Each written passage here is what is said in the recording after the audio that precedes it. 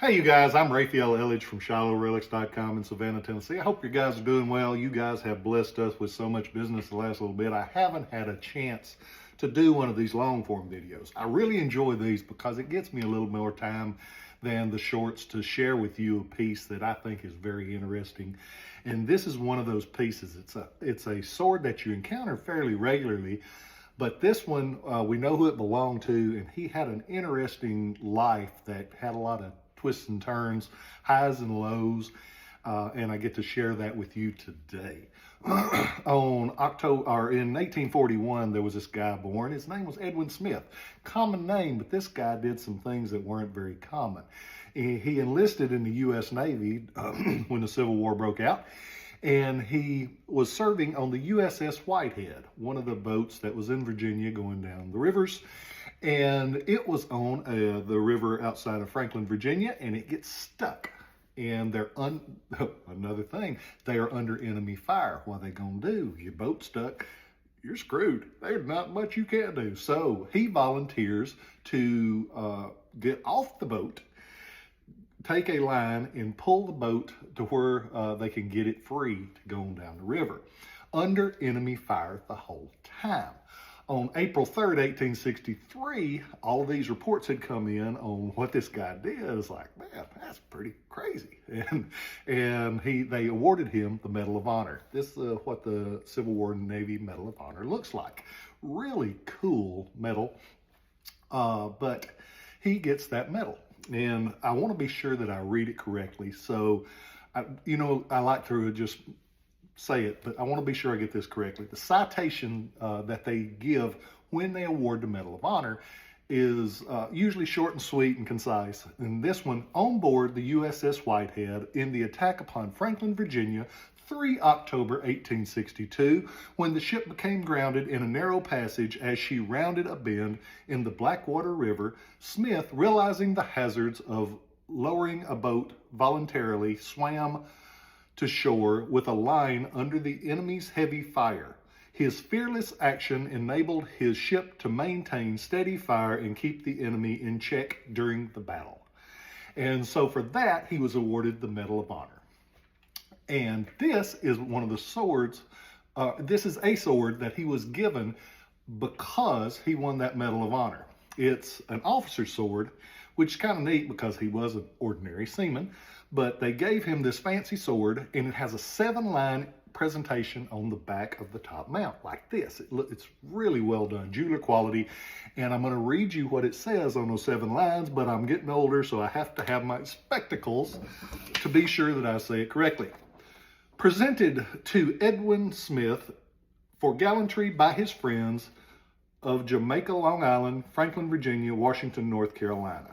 So, you've got the sword itself is a U.S. model 1852 naval officer's sword, one of the coolest swords of the Civil War era, because they just went over the top. Those Navy guys, man, they like some flashy stuff sometimes. The guard has the ribbon with the u.s.n in it like this. It has this part here, which is called the quillion. It's made like a sea serpent. They like sea serpents. That not only that, the drag of the sword, which is the lower section of the scabbard, it has a sea serpent as well that goes all the way around the edge portion of the drag like that. Up on top, they have the droop wing eagle, the Union Eagle. Really cool sword. It has the original sharkskin grip with the wire over the top of it. Scabbard's leather and brass, but it has the rope designs like this on the mount. So it's just a really cool sword. It's got the original etching. This one was actually sold by Tomes, Son, and Melvane in New York, one of the high-end retailers that were competing with firms like Tiffany, Schuyler, Hartley, and Graham. They were that level of expensive Yankee military pieces. And this one was a cool sword. Now, it's just got an ancient kind of attic look all over it. It's really dark, just a lot of flavor. I mean, this sword, it's got pizzazz, not pizzazz, it's got coolness all over it. I don't know exactly how to say it this morning. My caffeine won't kick the rest of the way in. But it's not very often that you get a chance to get a Medal of Honor sword of any kind. And this guy, he stayed in the Navy. He got sick in 1865, and they rescinded one of his promotions, and evidently that pissed him off. He, in 1867, was dishonorably discharged. Remember those twists and turns that I was telling you about? He was dishonorably discharged, and they didn't send him. I couldn't find record where they did not send him to prison. After they dishonorably discharged him, they let him go.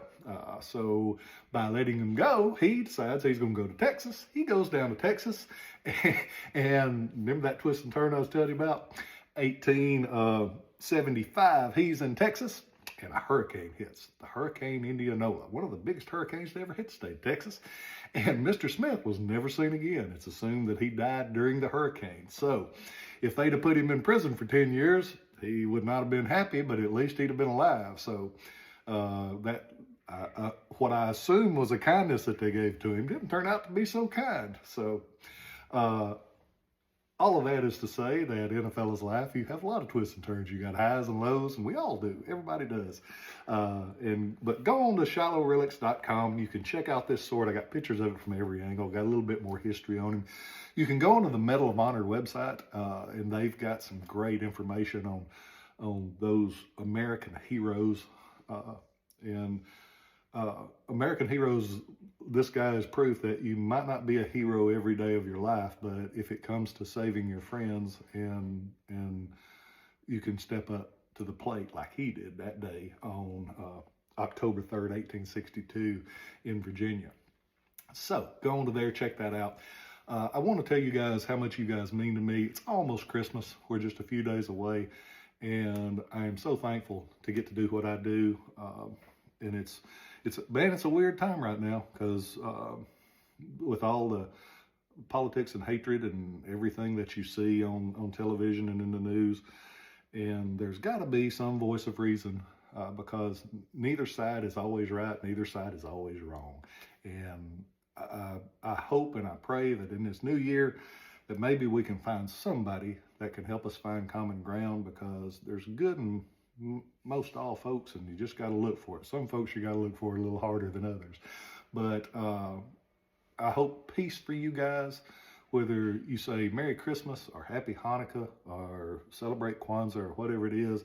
I hope that you find peace, because that's the one thing that we all need a little more of. I'm very thankful for you guys. Thank you for letting me do what I do. I say it all the time, and I mean it. I am the luckiest man in all the world to get to do what I do and to share it with you guys. If the only thing you ever hear from me is that I'm thankful, I am thankful. I love you guys. I hope you have the best New Year ever. And remember that people care, and don't ever be afraid to share that kindness with somebody else, because you might be the only kind person they see that whole day. Love you guys, and I'll catch you next time.